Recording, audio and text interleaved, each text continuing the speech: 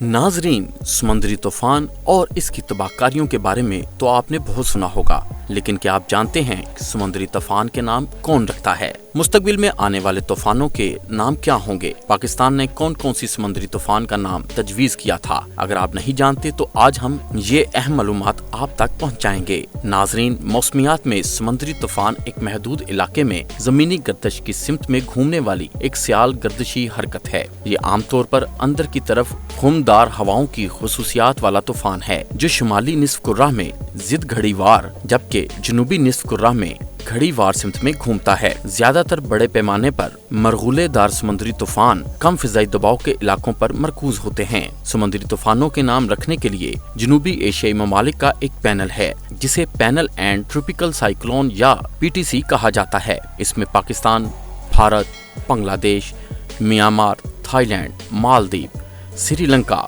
Oman, Iran, सऊदी अरब और मुत्तहदा अरब अमारात शामिल हैं। माजी में समुद्री तूफान को इनके नंबर से याद रखा जाता था। सन 1999 में पाकिस्तान के शहर बदीन और टट्टा से टकराने वाला तूफान का 021 रखा गया था। इसके बाद तूफानों को ऐसे नाम देने का फैसला हुआ जो याद करने में आसान और अदा करने में सहल हों।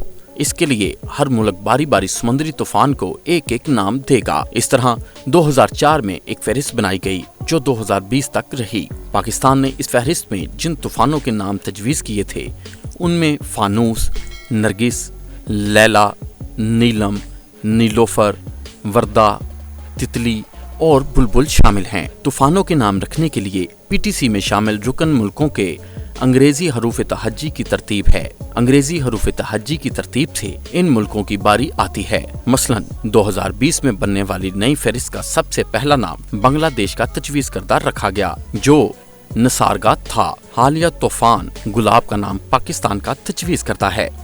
पाकिस्तान ने अगले तूफानों के लिए जो नाम तजवीज किए हैं उनमें असना, साहब, अफशां, मनाहिल, शुजाना, परवाज, जनाटा, सरसर, बादबान, सराब, गुलनार और वासिक शामिल हैं। दोस्तों, उम्मीद करते हैं हमारी ये वीडियो आपको जरूर पसंद आई होगी, तो चैनल को सब्सक्राइब और वीडियो को लाइक जरूर करें।